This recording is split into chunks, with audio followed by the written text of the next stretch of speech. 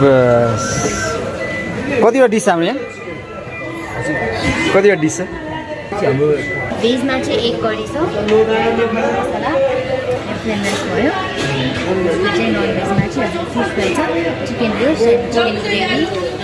gravy अनि चाहिँ हामीले लेमन कबाब भन्छ चाहिँ हाम्रो चिकनबाटै बनाएको हुन्छ अनि चाहिँ हजुर फिस करी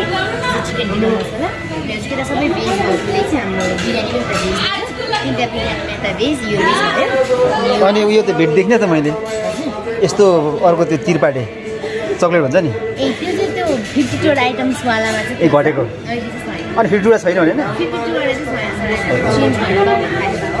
अनि हजुरको यो फर्स्ट चिकन भयो मटन बिरयानी भयो यो चाहिँ फिस चिकन अनि यो बिरयानी मटन बिरयानी भेज बिरयानी जेरी दही डेजर्ट